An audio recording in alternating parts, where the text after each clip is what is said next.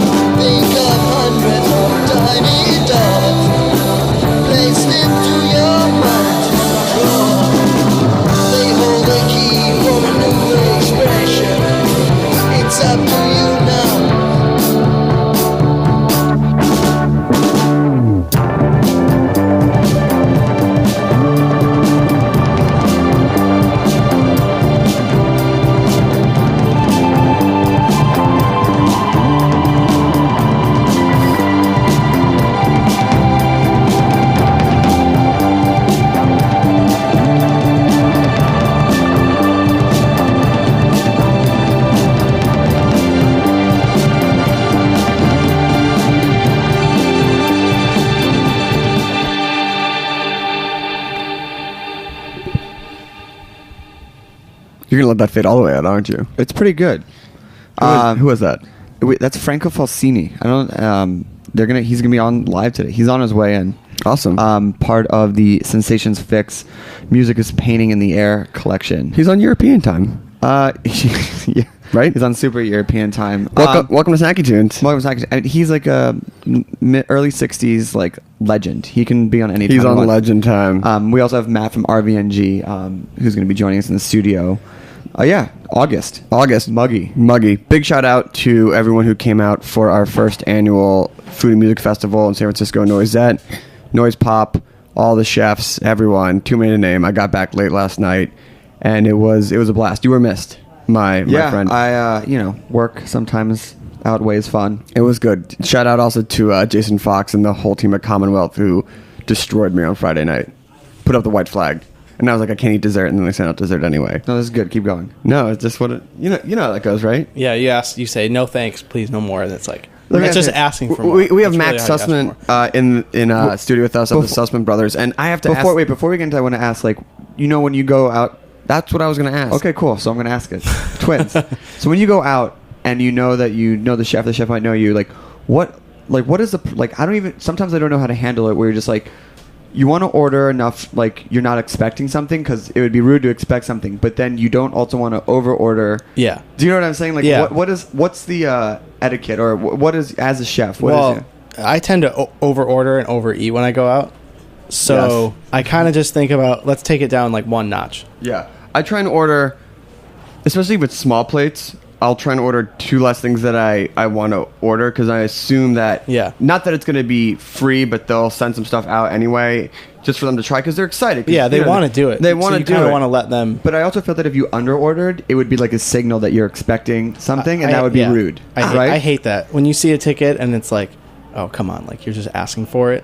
And then you won't send... They under-order, and it's like, oh, well, I guess that's all you wanted to eat. Yeah, is that it? So that's all you're going to get. There's 4 of you, 2 apps, and entree? Cool. Yeah. I would say... Guess you're not hungry. I think I was by myself and I ordered an appetizer and 2 entrees. And then, on Friday, and then they wound up sending... I don't know. You're looking very svelte these days. God, it was really good. Jason uses the best of molecular gastronomy with an approachable cuisine. So it's like we're just going to cook the fish sous vide because I don't have to pay a guy to cook fish all night. Was it good? It was so good. Amazing. The best dish I had was one of the best poultry dishes. It was hen 3 ways, sous vide and whey. Then they debone the thigh to make meatballs. They serve you the breast, and then they take the skin, leave a bunch of the fat on, and cook it like cracklins. Oh, wow. Butter, salt. I love crispy fried chicken skin. Gets me every time. So, if you haven't figured out, Max is a chef, an up-and-coming chef. You have gotten quite a few awards in the last 30 Under 30 from Zagat and Food and Wine and Forbes. Forbes, my fault. Forbes and Rising Chef and all that stuff. It's been a pretty fun year. It's been a fun year, and unfortunately, your brother couldn't make it, as sometimes partnered brothers have to cover for each other. But big shout out to Eli, who I think is in line at the DMV. That's true. That is true, right? So hopefully he'll have a really great morning, really productive, inspiring, So who are the Sussman brothers? Who are you guys? Who are the Sussman brothers? Yeah. Well, we're 2 brothers, obviously. We're both from Michigan. Go on. Thank you. Our last name is Sussman. Open strong. And that's pretty much it. No. Well, we grew up in Michigan from a culinary family we've always grew up around food. And Ann Arbor? I lived in Ann Arbor for a while, but we both grew up outside of Detroit. Okay. Just outside, just north. Awesome. So if you know the area, little town called Huntington Woods. And I started cooking at our childhood summer camp after going there summer after summer. Instead of being a counselor, I ended up being the chef there. It was a long story short. Jewish camp? Oh yeah, definitely. I too worked in a camp. I ran a kibbutz. It was kibbutz style. Yeah, and then I was a pot washer in the bigger kitchen. I started at the very bottom, which I learned that pot washing is the lowest of the low. Yeah, it sucks. It sucks. You ever try and scrub especially at a summer camp cafeteria? Well, we do the chol and sit on the pots all night from Friday, Saturday morning. Yeah, and I was a bad cook, so I burned everything. When did you realize that you wanted to cook? Was it while you were still being a bad cook? It was definitely a drive to get better. I mean, there are different points where I kind of dedicated myself to it and decided it was something I really wanted to do. But I mean, that was the first time I realized I had a really fun thing to do, and I had a blast. Yeah. And I kept wanting to do it. It was fun. A few years later, I got a job at a restaurant in Michigan called Eve. That was actually not a summer camp. It was a nice restaurant. Really high class. And how did you trick them? What did you? I guess I just went in there and, I don't know, pretended I knew what I was doing, knew what I was talking about. Yeah. And when I started there, it was like, all right, this is serious. I really want to do this. You know, you got to give up a lot, sacrifice a lot, and it was worth it.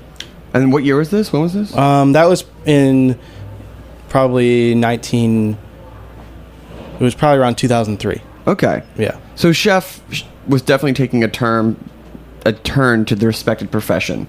At that time. At that time. Yeah.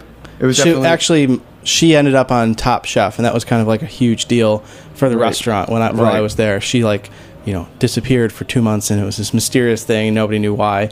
And no one knew? Well, it was kind of like you have to sign all these things, and also back then it was like more secretive. I feel like for Top Chef now, like people pretty much know when you go on. People know when you go on, and also like people know the results a little bit more. I think they were like a lot more secretive back then. So, what did you learn in that kitchen? What made you go from Jewish summer camp to Eve to saying I'm gonna come to the most competitive food city in the world of New York and really make a go with it? And where does your brother play into this as well? So, I mean, for me personally, I just couldn't get enough. Like once I started there, and I like wanted to learn more from her, I wanted to learn more from everybody else around me, and I loved it. So from there, I mean, I learned a lot of the most basic stuff that a lot of people take for granted, but like how to taste something and how to really like taste it slowly and think about what the beginning, the middle, and the end tastes like, what the finish is, and how to like adjust food and seasoning and stuff like that. Can you give us an example with the dish? Because I think that's something really important that we don't get into enough, of just the tasting moments and learning how to taste. Because I feel people are so afraid to say what they're tasting. Might they be wrong? Yeah. Well, so this is like funny because we had this dish on the menu that was like everybody loved. It was mussels with curry cream sauce. Can't go wrong. Really, really good. But it was pretty spicy, and it had cream, and it was really salty and a little bit sweet. So everything had to be really balanced, or it just kind of tasted weird and a little bit gross because it was just a lot of everything. So it had to be in really good balance. And I remember tasting it with her, and she would always like take a little teaspoon and eat a little bit and just tell me what it needed. And I was like, wow, how can you tell that? You know, after a while, I started to develop my palate and figure it out. And then I was running the kitchen like 2 years later, and somebody made it. And they were like, I was like, it needs a little bit more, salt. And then they looked back at the recipe, and they were like, oh, the recipe was wrong. It actually had needed it. Like, they forgot to put it in. Wow. So it was like this thing that had come full circle, and it was kind of cool. And then he actually just emailed me, and he was like, I remember this story. I mean, but isn't it just kind of like anything, I mean, if you do something long enough, you'll just know inherently, like, when it's wrong or when it's... After a while, I think it just becomes like a part of you, and you just... I mean, I'm not, in no way am I a chef or anything like that, but just from eating out enough, I was at some restaurant like a couple weeks ago, and I was like, this is just wrong. Yeah. And I don't know if I could, you could probably more eloquently be like, well, it's wrong because that's why. And here's why. Yeah. But I mean, that's definitely what we do, like, especially in the book. We try to make people kind of get that attitude. Like, it's like, we don't just want people to just follow the recipes and kind of blindly follow them and not think about what they're doing. So there's stuff, every time we talk about how to do something, we usually talk about why. So that you can kind of get to that point where you taste something and you kind of just know, and you can take a recipe and run with it and just take an idea. Awesome. Well, this is a cookbook, and we're going to take a quick break, and we're going to talk about you and your brother making your move to New York, working together, and this awesome cookbook that I'm holding in my hand. A lot of food porn, a lot of babes. I have really no problem. How can you go wrong? You can't go wrong. We got one half of the Sussman brothers, Max Sussman, who thankfully dipped off the line during lunch service. I hope everything's okay. Hope everything's okay. Greg, what do we have coming up next? We've got another track from Sensations Fix from the Music is Pairing in the Air compilation. Here we go.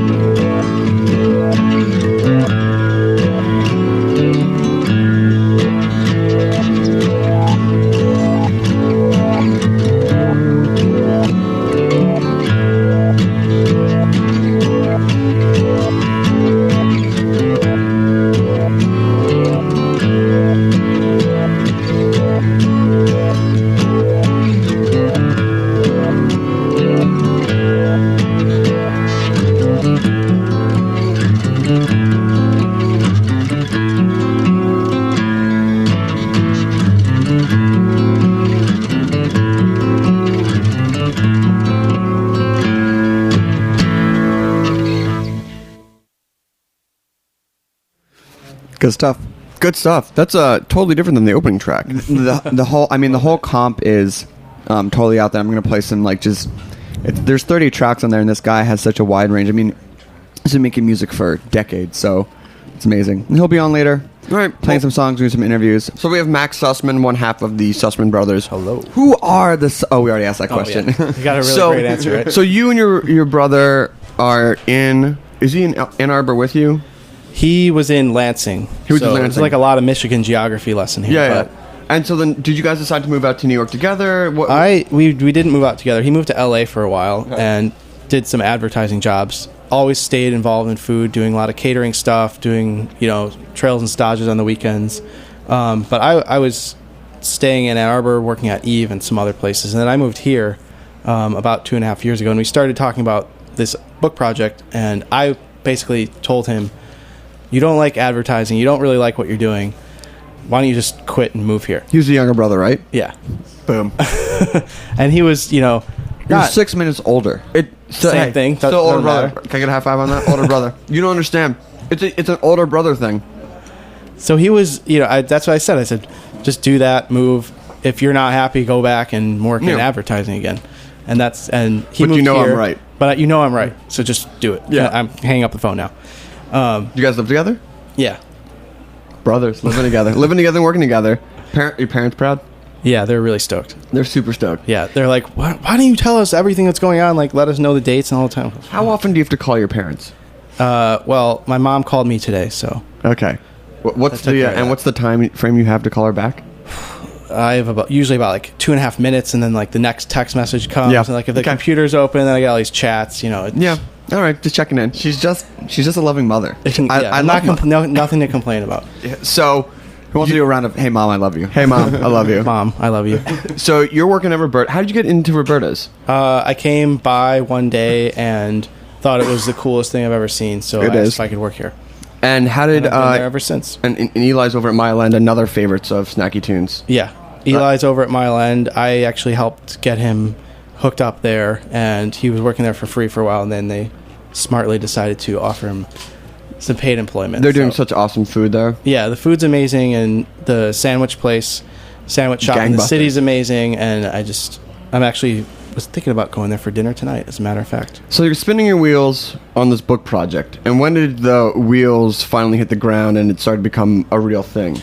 Well, we started writing it officially last summer, and it was pretty, what you might call one of the most exhausting experiences, because we were both working all the time and then trying to fit in recipe testing and all this other writing and R&D and the ideas and putting it all together at the same time. So it took Babe and our sourcing. turnaround time was like not very long from when it was like, all right, let's do this, to So can Has to you be the for final those deadlines. who've never pitched a cookbook, because I'm sure there's a ton of listeners who are like, oh, I have 50 recipes of my own, I want to do this. What's the short and sweet of coming up with the concept and pitching it?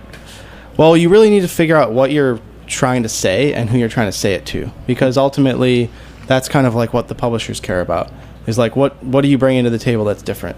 So for us, it's like we wanted to write a book for basically short versions for our friends, people who are our age, who want to know more about food but aren't chefs, but people who are in the food world or just like food, like going out to eat and like cooking, and they kind of want to take their cooking skills at home to the next level. I mean, going through this book, there's a lot of recipes, like the pulled pork and the chicken adobo and the wild mushrooms and just like the roasted vegetables and all this stuff. It's stuff that I know that I cook and a lot of my friends cook. That we all have our variations of it. Right. But it's definitely the thing I like about this book. It's like sometimes like, wait, what's the temperature and what's the length? Like, Yeah. there's a lot of really good stuff, and it's fun with tell us about the illustrations and sort of the design of the book, because it's not your very classic book. Well, for us, like we wanted the book to work for people of different skill sets and different levels of experience. So like what you're talking about, some people are going to look at it and be like, okay, I just needed the time and temp. Like, what do they say to do this? Some people are going to be like, I just needed ideas of ingredients. We're going to look at that. And some people will probably follow it step by step by I step. think I'm more of the latter, just on some of those things. I was like, oh, I've always wanted to make this. This is kind of Like the butter poached fish. I've never. and you're a lot of your brunch dishes. Yeah. Because you do, the thing That's is- like a really fun chapter. The thing about brunch dishes, I always find it's like I don't even know where to start on a lot of cookbook, like the old, like Joy of Cooking and all those. Like they have or Bittman's like How to Cook Everything. It's like it's all nestled in there. Right. But there's like, come on, I want to make something more than like a scramble or something like that. Yeah, picking out the chapters was fun because it was like, Yeah, let's talk about the night. it's not all seasons. It's like the 2 seasons that we wanted to cook for. It's not all kinds of No. meals. It's just like the ones that we really wanted to put And what up about there. the night in section about how to cook and get laid? Oh, well, I mean, let's not be uncouth here, but No, it's not. But I mean, that is definitely, especially You in remember New York. that? You remember that website, Cook to Bang? Like, no, it was. I never saw that. It was like a few years ago, where I mean, the title speaks for itself. It was like, Yeah, that's and all- it's like that it had should like be the title of the aphrodisiac level and like ease level and things like that. So yeah, I mean, Joe, is that up there? Does that still exist? Cook to Bang? If it is, we should throw the link up. I'll definitely look for it. Okay, thanks, Joe. I mean, everyone, I think you just put the effort out there, and Yeah. that's the main thing. Let's just leave it at that. Yeah, I think So- I think it's all about effort. I think it's very easy to and of course you can totally romance someone out at dinner, but to take them home and You don't have to worry about getting them back there. yeah, you're already there. Come on, can we just please? I think so. So when you're writing a book like this and cooking like this, how much did the music play a part of this? What were you listening to get you inspired or during the writing and cooking process? I mean, we listen to a lot of stuff. We actually have, as part of the digital book that's coming out, there's going to be like playlists that are tied to it. So we're going to be able to, if you buy the digital book and check it out on your iPad, there'll be like links to our cooking playlists, which are like, it's pretty hard to pick 25 songs because it's like oh my god, hundreds and hundreds of songs that you I listen could cook listen to you know. albums. Especially like in a kitchen in a restaurant. It's just, if you're listening to music, 25 songs goes by pretty fast. But But name a few. Who are you listening? What's going to be included? Well, who do you like to listen to? Well, I like to listen to. I usually like to listen to like a lot of pretty amped up disco and 90s dance music. Right now is kind of where my head's at in the kitchen. Some house music. Yeah, some house music Yeah. and just some like early proto hip house and stuff like that. It's a lot of fun. So Ace of Base. I think one of the more surprising things about this book and knowing you guys and definitely seeing the crossover from the Brooklyn scene out into like a bit of the mainstream is that you teamed with Williams-Sonoma for this. Yeah. Which is amazing. That I think you said there's going to be demos in the store, and like it's Yeah, so Tell me they're about like that. they're really behind the book. The one of the main people who actually hooked us up with the publishers is one of their higher ups. So we worked with her to kind of plan out all the stuff that they're doing. So there's going to be a cookbook class coming up in pretty much every Williams-Sonoma across the country. They're going to be cooking 4 recipes. The corn soup is one of them, and a few other ones. So that's up on their website. But we're going to be doing a signing there later this month at the Columbus Circle store. So that'll be a lot of fun. And if you can't wait to that, you can see you cooking at Roberta's and Eli cooking over at Mile End. Oh, Eli's at Mile End. We're both. Just like stick your head in the back. Just stick your hand in the back. Well, Just come and say hi. And finally, what's your favorite recipe in this book? Right now, it changes a lot, but I really like the grilled peach salad recipe. I just love the way it turned out. It started off, we were trying to figure out a dessert, and we just kept changing ingredients and taking one thing out and putting one thing in, and we ended up with this salad that is a grilled peach salad with radicchio and ricotta, and it ended up being a savory dish. And it kind of, I like how it turned from one thing into another, and it's kind of like when you just let the idea happen and you don't try to like force it into one thing, something else cool can happen. Last question. Aaron wanted to ask you about goat. Let's talk about goat. Yeah, let's talk about goat. What do you want to talk about? I don't know. That's what she said. She said, "Ask him about goat." Well, we did a goat dinner here. There we go. Could that have been it? Yeah, and Okay, probably cool. upcoming pork dinner on August 20th. Yeah, that's going to be a big one. I So have to get my ticket. if everyone who's listening should definitely go to the Roberta's website. We've done 3 of the 4 garden dinners that we're doing here, each around a different animal. So we did goat, we did lamb, we did seafood, which I know is not an animal, but whatever. And now we're doing pig. Is going to be on August 20th. The goat dinner was awesome. We did a goat sausage and a goat rillette. And the pig dinner, hopefully the menu will be up in a week or so. By the way, none of my friends are free to come, so I'm going to be there by myself. So if anybody wants to come and hang out with me, Probacito Gregorio. yeah. Solamente. It's a sick deal. Come by yourself. Come with others. It's all 3 hours of included, so- wine. Yeah, it's and it's tip and tax and all that stuff that usually you end up not thinking about. It's all there. So Amazing. So the book this is a cookbook. Max and Eli Sussman. I see the older brother got listed first. I'm just saying. Wait, we on the side it's one and on the front it's the other. So we tried to. Oh, you did? Yeah, I think he got the little. Oh, they one, just though. your order of crow just came up, Darin. Oh, okay. Final question: how is it working with your brother? How big are the fights when the fights happen? It's surprisingly mellow. Okay. Yeah. Hey, by the way, we need to stop asking that question because I've asked a lot of families, and I think we're the only family that fights. We just ignore each other when it gets bad. Oh, okay. We don't fight so much as just have disagreements, but we never agree to disagree, and that's where the problem is. So what's the nuts and bolts? Where can they get the book? What's the Twitter feed? Well, you can go Twitter. We're at the Sussmans. Do you guys tweet from the same account? Yeah, but it's mostly Eli. And go to thesussmanbrothers.com, and it's in Williams-Sonoma stores right now, and it'll be in bookstores nationwide, and you can pre-order on Amazon right now, and it'll be available to start shipping in September. And we can say already, makes a nice holiday gift. I know we're a few months out, but this is... it's never too early. It's never too early. And thinking about that. And I have to say, this is also a really good gift for anyone who's listening who has kids going to college. Definitely. This is definitely the go-to, so your kid isn't eating frozen pizza all the time, and it's a lot of fun. And then, I don't know, maybe your kid will be a chef, and they'll write their own cookbook, and it's a full circle, right? Just like a awesome. 30-year full circle. All right. Yeah, send us an email if you... Well, and that's just in case you guys know, it's Sussman for Sussman. Well, Max, we will let you get back to the line. Thank you so much. Thanks for having me, guys. And just real quick, on September 9th, we're doing a big old jam hang support thing for Heritage Radio Network right here in the Garden. It's going to feature food from Gramercy Tavern, Back 40 West, Inside Park, seated table. Beverages will be Cane 5 Vineyards, and some mezcal. Bunch of raffles from Anarchy in a Jar, who's just on Kathy's show, and I imagine Roberta's will have some food there as well. September 9th, go to heritageradionetwork.org for all the details and for tickets, and thank you so much. We got a few more tracks from Sensations Fix, and then we got Matt from RVNG and Franco coming in to play live in the studio here on Snacky Tunes.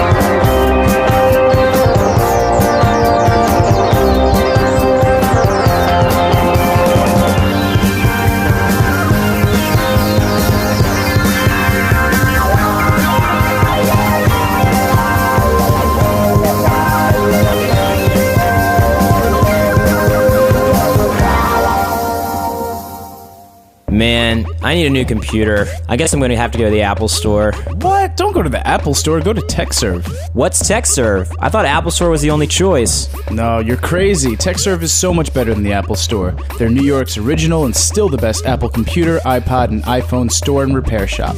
Plus, the store is really cool. You gotta go check it out. They're located at 119 West 23rd Street. Well, that settles it. I'm headed to TechServe. TechServe is a proud sponsor of heritageradionetwork.org. For more information, visit techserve.com. That's TEKSERVE.com.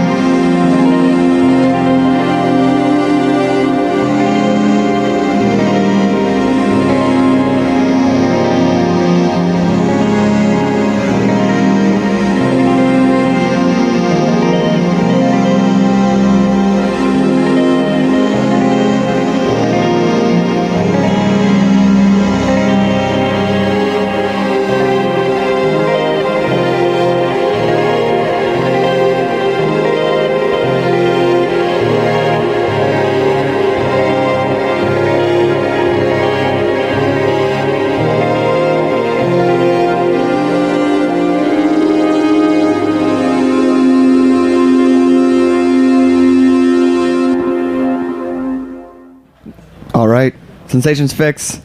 It's hard to believe that all 5 of those songs are from one artist. It makes it it's diversity. It's great. Well, I mean, also I feel like a lot of the bands these days have like a signature sound, and I don't know if you could peg any one signature sound to that. Welcome back to the show, Matt. Yo, From RVNG. Do I say that right? Revenge? whatever you want, man. That works though. Okay. I always liked it that way. Yeah, I felt like the all caps like make you want to state each letter. You guys want to scoot up to Do you have to say it microphone? loudly since it's all in caps? Yeah, you definitely have to. I'm not going to blow out your limiters right Revenge! Revenge! We will come for you. Do you want to introduce who your guests of guests are? now. Oh, we got guest of a guest? My GOGs, my GOGs are my GOGs are right here. This is Josh and Jamin. What's up, guys? What's up, Gog? Here, just move the microphone a little bit. Yeah. So we have Franco MIA in the city, which is cool. Yeah, so you did a little introduction. I mean, you mentioned that there was going to be. Yeah, there we was usually supposed to be. keep hope right until the Right. moment. I still have some hope. Yeah, I mean, we still have 18 minutes to make this happen. He may come. He may come, but if not, he's playing tonight, which we'll get to in a little bit. But first off, I always love anything you send to me from your label because I know it's going to be weird and different and interesting and like just from a pure audio standpoint, like very unique. Sick. So, how did you happen to join up with Sensations Fix and Franco, and maybe give a little background story on who he is and where he comes from?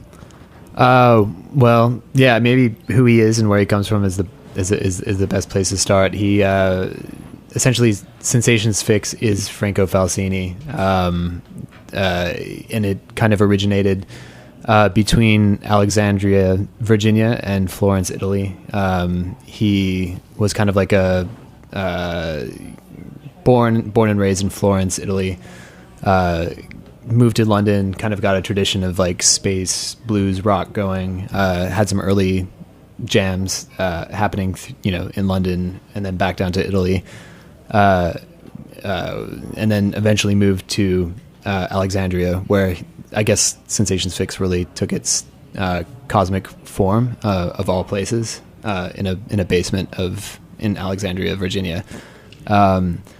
Franco's, like I said, like kind of the principal songwriter, and Sensations Fix was, most of what they accomplished in a very DIY manner in their basement with a 4-track with a early version of a mini Moog, and from these basement scenarios, Franco and some oft collaborators, created these massive cosmoses of sound, and that's kind of like what the catalog of Sensations Fix is between 1974 and 1978. Are these recordings that were made mostly in a basement kind of scenario between in Alexandria and Florence. And yeah, I mean, it sounds, I think they often get lumped into progressive rock, but by virtue of these recordings, it's a little bit more delicate and personal. And I think that's what attracted me in the beginning. So how did you come across this? Well, Josh and I worked together at RVNG. Revenge! And it was Sensations Fix was a pretty common workplace soundtrack. Mm-hmm. And you were at a party. There was a gathering at our old place in Williamsburg, and we had several friends over, and a guest of a guest actually identified some Sensations Fix while I was playing in the background, and informed me that being from Virginia, he knew somebody who knew Franco's son. Is that 6 degrees? I think so, right? We're under 6, right? Under six. Under 6. Fixed degrees. Can I finish? Yeah, sorry. Darin, come on. Anyway, he told me that his son was basically just telling people that there were reels of, I guess, various Fix jams or all sorts of recordings sitting in an attic, I think, in Virginia. Not a basement, an attic. And apparently no one knew what to do with them. And then I said, well, I kind of know what to do with them. And then I told Matt, and we did the do. Yeah. That's amazing. Yeah. How much stuff did it actually turn out to be that was, I mean, what was the archive like? Literally like crates and crates full of tapes that he and his son Jayon kind of restored. They baked them and cleaned them, and then started this really exhaustive process of transferring and remixing with all a lot of material. enthusiasm. Tons, by yeah. the way. So I mean, there's 30 tracks on here. How many more were left off? I don't know, maybe like another 60. Wow. Yeah, I mean, that's why this is kind of like a 1974 to 77, because there's just this vast amount of material to go through. This is the first chapter. Okay. So there's definitely plans for more. I hope so. Yeah. I'm gonna play a couple more tracks. Slow Motion Movie, and then Cold Nose Part 3, Movement 5. And then we'll come back and talk about the release and how this works into the RVNG world. The family. The family. And, I still have hope. 13 minutes of hope. Franco. You're listening to Snacky Tunes. This is Sensations Fix.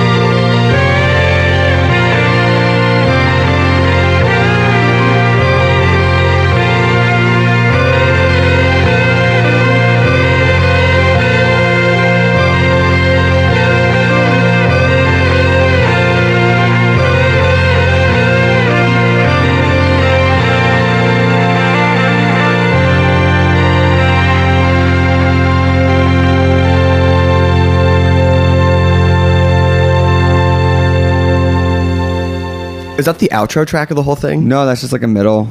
It's Hell no. no, it's a movement. Can you send that to me? I just got it today. Well, I didn't just get it today, but I got Is it that, today. that you didn't answer my question? No, I can't. There's only one download code. I can send it to you. Hey, thanks, guy. Not my brother. So let's talk about the tracks were found. You got the brother, and then what is the process of getting it from those things? Can I say one thing? Yeah. It's usually like you find those in an attic long after the artist has I don't know, perished, if you Left will. this world. And so it's so exciting to find the stuff and to get him out on the road and to play this amazing stuff from decades ago. Yeah, I mean, he has, like, he's a free spirit, though. Like, he... Oh, I'm well aware of his Yeah. free spiritness. We got 9 minutes on that free spirit. Yeah. He usually takes 3 minutes to be, like, totally free. But, I mean, he, you know, like, this isn't... his traveling throughout the U.S. isn't really a part of, like, you know, a promotional plan for the album. He's here on his own volition. Like, it's good timing with his album happening, but he's been making music since... you know, these recordings were made in the mid 70s, and he'll continue to, like, he has this infinite you know, desire to be free. And this isn't a past life for him. He's still doing Yeah. this, you know, it's a continuation, whatever he's doing. So. Right, and this is like just more like an update for new fans or for people who are hard to come by recordings. I mean, was any of this stuff out before in some form or another? Oh yeah, like he was on Polydor Records, like, throughout all this time. So yeah, Awesome. Totally. And are you guys working with them at all, or is they're sort of just like, cool, you got this stuff, we're doing this stuff? Didn't No. even ask them. Boom. Persona can't- non grata. Because Polydor is like Polydor, it's not revenge. Yeah, exactly. Come after me. Yeah. Polydorks. Oh, burn. We're like a pretty softball show. We don't appreciate insults like that. But so that's great. So and it also must be amazing to work with somebody who is significantly older than you and your gogs, if you will. Yeah, totally. And he He's must totally, though. I mean, he's ageless. but what sort of insight, what sort of things have you learned from him? What type of food does he make? Italian food for you guys? He has made pasta. Oh, yeah, he has. That's amazing. Is it good from scratch? We're talking. I didn't eat it. Oh, I wasn't hungry. It wasn't personal. it wasn't personal. I just Smelled good. Looked good. don't know if it tastes Just good. had already eaten before. Yeah. So for regulars doesn't matter. I was curious because your label is so just like it's so much its own thing. Like when you do something that's like, what is the goal of this? Is it just to expose more people? Is it to put them on tour? Is it to do a compilation of all of the decades? Or what do you see from wanting to do something like this? I mean, yeah, probably it's like an exposure mechanism to, like, worlds that existed before, you know, like that maybe people know or should know, you know. So yeah, I mean, there's not like a militant stance. There's definitely no format for like a, traditional, like, album, like, music campaign around any of these releases. So it is what feels good, you know. And he's playing tonight. Yeah. Details? Playing tonight at Josh is backing him up. That's right. Apparently, the internet told us that we were supporting him tonight. Oh, in what way are you supporting him? Well, I think Jamin, who is just in the room but is now scanning the premises for Franco, he'll be on a V drum kit, and I have 2 pedals in my traveling bag with me, and luckily a friend of mine has the same guitar that I do and one of the same pedals, so I can play with Franco. Beautiful. And where's the show? Body Actualized, which is in the neighborhood. It's like literally like 3 blocks away. Oh, it's that place 2 blocks over. It's that yoga studio. A little bit further. Not that yoga studio. Oh, another one. The other yoga studio. Wow. And not the other one, but the on other Troutman Street. On Troutman Street. Okay, and if you wanted to find details for tonight, where could you go? one. Probably bodyactualized.com, I'd assume. The Facebook page. Yeah. Okay. Totally. Well, I want to thank you guys for coming. Thanks, man. I'm going to take one more song out. It's Map from the Sensation Fix compilation. And this comes out in September. September 25th. Can you pre-order it? Yeah, absolutely. Online. Where do they go for pre-order? I get RVNG. Revenge! Awesome. Well, thank you so much. Thank you to one half of the Sussman brothers. I know that guy is a waiter here, but every time I just see the outline of the hair and the beard, I'm like, Italian? Oh, and one more thing. When you and I were emailing, you referred to Franco as a certain type of legend. Yeah. Well, that's kind of like making it like an understandable legend, a Cosmiche. He's although he was making music in Italy, there was a lot of overlap to German Cosmiche music, which was kind of like the ambient groundwork that inspired so much It's amazing. Anyway, I had never heard that term before, and I thought it'd be fun to share it. Yeah, man. So we're gonna play one more song called Map. Hopefully you all can make it out to the show tonight, and please make sure to pre-order the record. It's pretty amazing. And next week we're going to have Gwyneth Street, who will be cooking for our barbecue on August 15th. At Good Company, we will be celebrating 5 years. 5 years of backyard of the barbecue blowout. And Erica, and Computer Magic will be DJing. Yeah, and Erica Spring from Avar Simone will be playing live to support her new EP. So it'll be a good episode. Next week. Love Erica. So do I. She's an Au revoir Simone. You can check out their episode and many others on our podcast on iTunes. Just search Snacky, that's Snack with a Y, Tunes. We are Darin and Greg Bresnitz. Shout out to our parents. Thank you for all the support. We love you very much. To everybody's parents. Here we go. Definitely parents. Yes.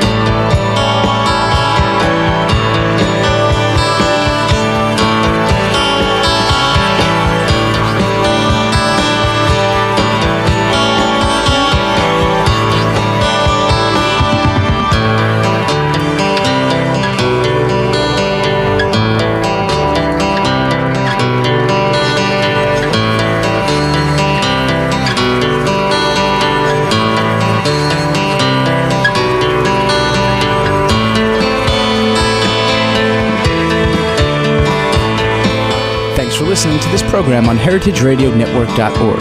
You can find all of our archived programs on our website or as podcasts in the iTunes Store by searching Heritage Radio Network. You can like us on Facebook and follow us on Twitter at @heritage_radio.